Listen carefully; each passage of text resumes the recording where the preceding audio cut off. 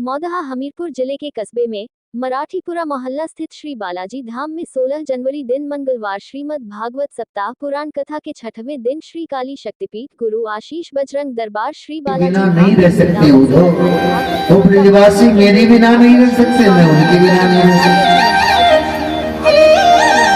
जो मुझे जैसा बचता है उसको मैं वैसा ही बचता हूँ। यथा मां प्रपद्यन्ते तां तथैव भजाम्यहम्। जो जैसा मुझे बचता है वैसा मैं उसको बचता हूं। कंस की जो पत्नियां थी अस्ति और प्राप्ति, अस्ति प्राप्तिश्च कंसस्य महिष्या भरतर्षभ। मृते भर्तरि दुःखार्ते ये तो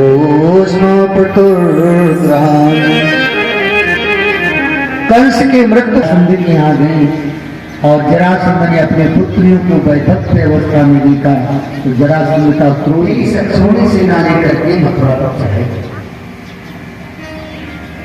कृष्ण बलराम को जब ये समाचार ज्ञात हुआ जरासंध मथुरा को घेर लिया है तो दोनों भाई बाहर आए मथुरा से और अभी भिड़त आएंगे लोग से।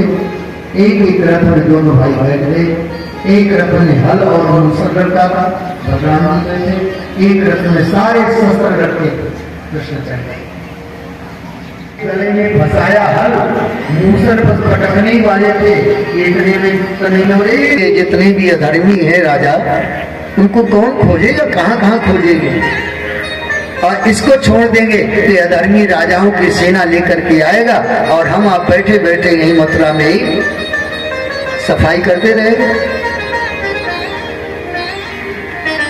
जरासंध को छोड़ दिया और 17 बार कृष्ण ने उसकी सेना का संहार किया है, जरासंध को नहीं मारा।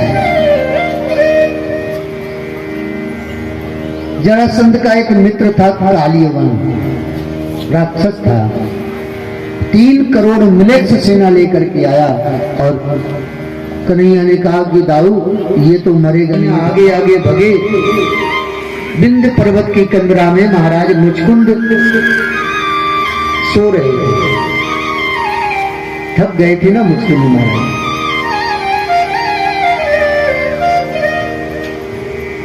महाराज मुचकुंद जब देवासुर संग्राम हुआ तो देवताओं की तरफ से असुरों से युद्ध किया, इन्होंने घमासान युद्ध किया। ब्रह्मा जी बहुत प्रसन्न भये, बोले बेटा तुमने बहुत बड़ा कार्य किया है,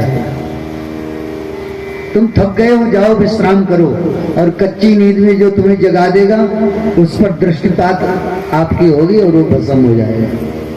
कन्हैया ने कहा कि यही एक जगह अच्छी है इस कालियवन को मारने के लिए, बस वहां घुस गए। उसी को 1 लात मार दी कालियवन ने, जैसे लात मारी मुचकुंद महाराज को जग करके बैठ गए और उसकी तरफ देखा, जल करके भस्म हो गए। कृष्ण निकल के बाहर आए, मुचकुंद महाराज ने जैसे कृष्ण को देखा चरणों में लौट गए। प्रभु आप, बोले बस अब आप यहाँ मत रहिए, अब आप जाइए तपस्या करिए। किया ये जरासंध बार बार मथुरा पर चढ़ाई करता है। अब हमें कुछ और लीला करनी पड़ेगी। विश्वकर्मा को बुलाया और कहा देखो समुद्र के बीच में एक 16 योजन की सुंदर सी द्वारिका बनाओ, सोने की द्वारिका। ब्रह्मा आदि देवता सब महाराज जी बड़े बड़े शिल्प कला में बहुत होशियार थे। इतनी सुंदर द्वारिका बनाई, इतनी सुंदर द्वारिका, और श्याम सुंदर ने योग माया के प्रभाव से सारे यदुवंशियों को द्वारिका पहुंचा दिया रात्रि में ही।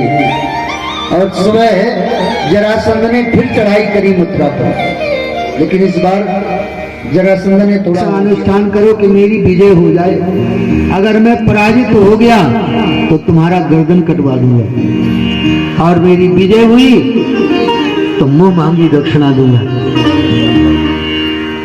ब्राह्मण तो जानते थे जरासंध महान अधर्मी है, जीत जाएगा तो भी नहीं छोड़ेगा। ब्राह्मणों ने विचार किया, हाथ में हमारा कितनी दिव्य मुस्कान है। कोई कहता है इनकी बांसुरी तो दे दो, देखने में इतनी सुंदर लगती है, जब बजती होगी तो गजब करती होगी। सब भगवान की सुंदरता को देख रहे हैं और श्याम सुंदर रुक्मणी की तरफ देख रहे हैं। कहाँ है रुक्मणी? और रुक्मणी जी ने जैसे ही देखा श्याम सुंदर को, बस गौरी माँ को प्रणाम किया।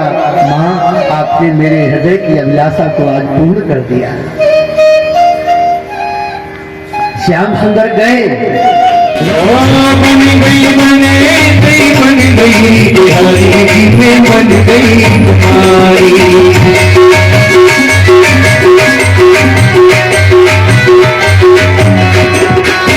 मैं हूँ तेरे माथे की बिटिया, मैं हूँ तेरे माथे की बिटिया।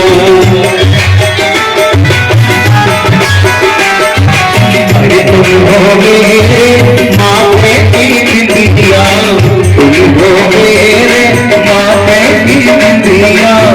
मैं हूँ जगत तुम्हारी बिहारी में बन गई, बिहारी में बन गई तुम्हारी।